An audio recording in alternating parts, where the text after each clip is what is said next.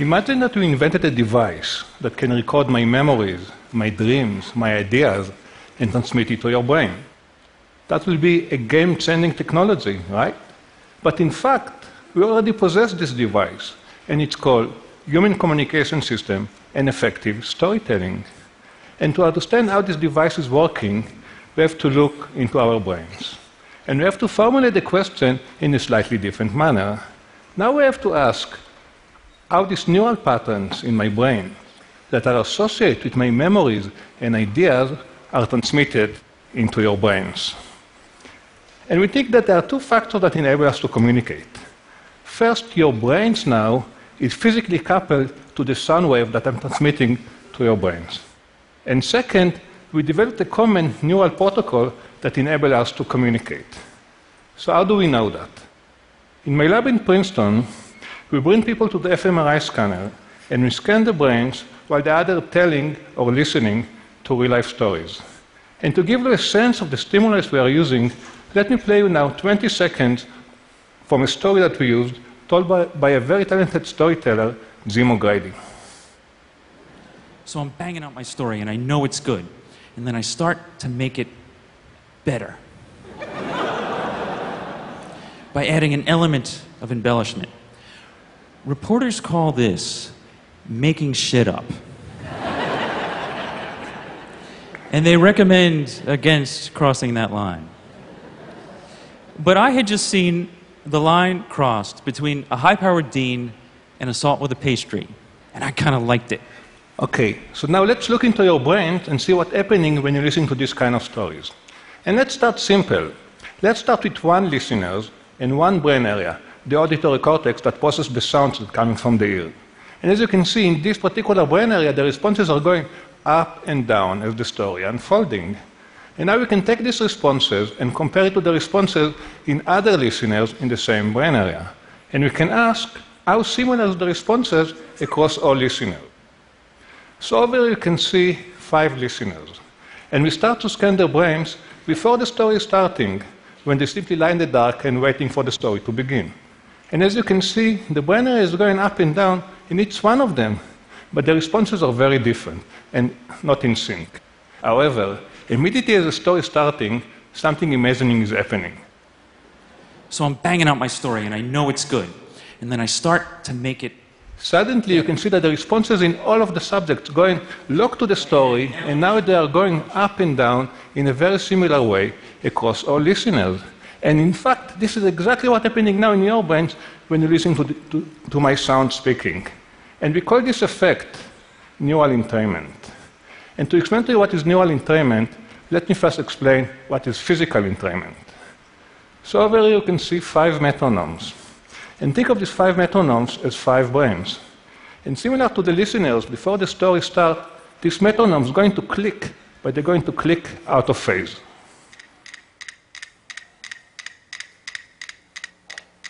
Now, see what will happen when I'm going to connect them together by placing them on these 2 cylinders. Now these 2 cylinders start to rotate.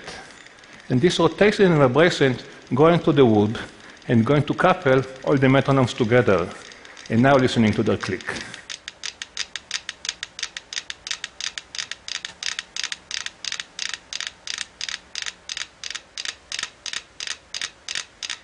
And this is what we call physical entrainment. And now let's go back to the brain and ask, so what's driving this neural entrainment? Is it simply the sounds that the speaker is producing, or maybe it's the words, or maybe it's the meaning that the speaker is trying to convey?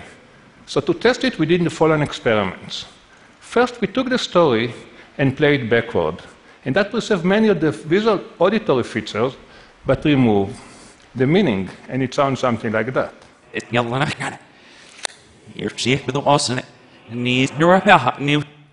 And we flash colors on the 2 brains to indicate brain areas that respond very similar across people.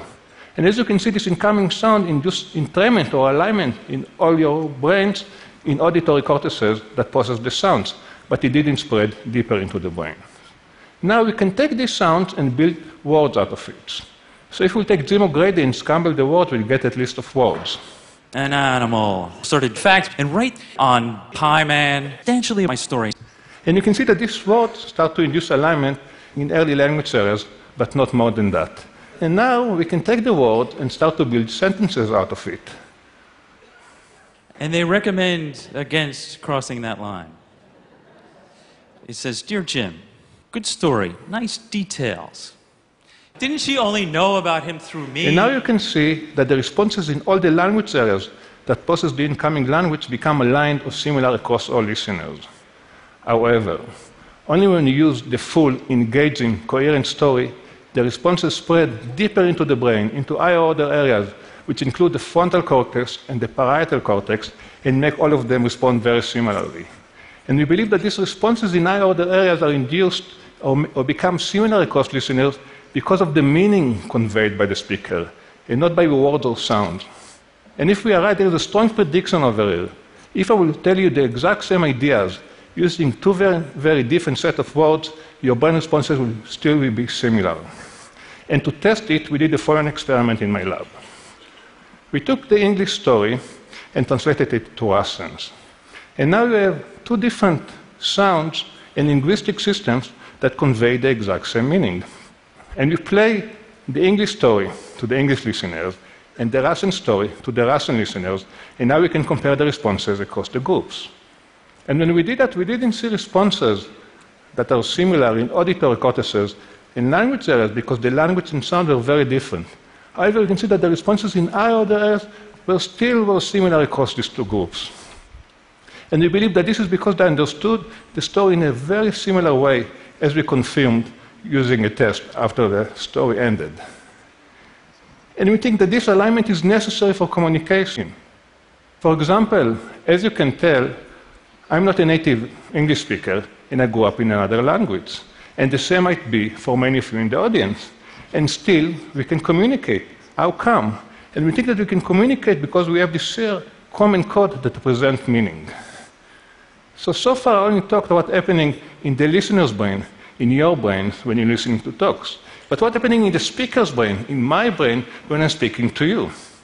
To look on the speaker brain, we ask the speaker to go into the scanner, we scan his brains, and then compare his brain responses to the brain responses of the listeners listening to the story.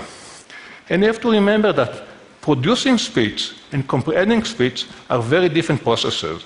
And here we're asking, how similar are they? And to our surprise, we saw that all these complex patterns within the listeners actually came from the speaker brain. So production and comprehension rely on very similar processes. And we also found the stronger the similarity between the listener's brain and the speaker brain, the better the communication. So I know that if you are completely confused now, and I do hope that this is not the case, your brain responses is very different than mine. But I also know that if you really understand me now, then your brain and your brain and your brain are really similar to mine. And now let's take all this information together and ask, how can we use it to transmit a memory that I have from my brain to your brains? Okay, so we did a foreign experiment. We let people watch for the first time in their life a TV episode from the BBC series Sherlock while we scan their brains. And then we asked them to go back to the scanner and tell the story to another person that never watched the movie. So let's be specific. Think about this exact scene when Sherlock is entering the cab in London, driven by the murderer he is looking for. If me, as a viewer, there is a specific brain patterns in my brain when I watch it, now the exact same pattern I can reactivate it in my brain again by telling the word Sherlock, London, murderer. And now when I'm transmitting these words to your brains now, you have to reconstruct it in your mind. And in fact, we see that this pattern emerging now in your brains. And we're really surprised to see that the pattern that you have now in your brains when I'm describing these scenes will be very similar to the pattern I had when I watched this movie a few months ago in the scanner. And this starts to tell you about the mechanism by which we can tell stories and transmit information. Because, for example, now you're listening really hard and try to understand what I'm saying. And I know that it's not easy. But I hope that in one point in the talk, we clicked and you got me. And I'm thinking that in few hours, few days, few months, you're going to meet someone in a party. And then you're going to tell him about these lectures. And suddenly it will be as if he's standing now here with us. And now you can see how we can take this mechanism and try to transmit memories and knowledge across people, which is like wonderful, right? But our ability to communicate rely only on our ability to have common ground. Because, for example, if I'm going to use the word, the British synonym, acne carrot, instead of carb, I know that I'm going to be misaligned with most of you in the audience. And this alignment depends not on our ability to understand the basic concept. It also depends on our ability to develop common ground and understanding and shared belief systems. Because we know that in many cases, people understand the exact same story in very different ways. So to test it in the lab, we did the following experiment. We took a story by J.D. Salinger, in which a husband lost track of his wife in the middle of the party, and he's calling his best friend, asking, "Did you see my wife?" For half of the subject, we were telling that the wife had an affair with the best friend. For the other half, we were telling that the wife is loyal and the husband is very jealous. This one sentence before the story started was enough to make the brain responses of all the people that believe that the wife has an affair to be very similar in these high order areas and different than the other group. And if one sentence is enough to make your brain similar to people that think like you and very different than people that think differently than you, think how this effect is going to be amplified in real life when we're all listening to the exact same news item after being exposed for days after days after days to different media channels like Fox News or New York Times that give us very different perspectives on reality. So let me summarize. If everything worked as planned tonight, I use my ability to vocalize sounds to be coupled to your brains. And I use this coupling to transmit my brain patterns associated with my memories and ideas into your brains. And these studies start to reveal the hidden neural mechanism by which we communicate. And we hope that in the future it will enable us to improve and facilitate communication. But these studies also reveal that communication relies on a common ground. And we have to be really worried as a society if we're going to lose this common ground and our ability to speak with people that are slightly different than us because we let few very strong media channels to take control over the mic and manipulate and control the way we all think. And I'm not sure how to fix it because I'm only a scientist. But maybe one way to do it is to go back to the more natural way of communication, which is a dialogue, in which it's not only me speaking to you now, but we have a more natural way of talking in which I'm speaking and I'm listening, and together we're trying to come with shared common ground and new ideas. Because after all, the people we are coupled to define who we are. And our desire to be coupled to another brain is something very basic that's starting at a very early age. So let me finish with an example with my own private life that I think is a good example how coupling to other people really going to define who we are. This is my son Jonathan at a very early age. And see how he developed a vocal game together with my wife only from the desire and pure joy of being coupled to another human being.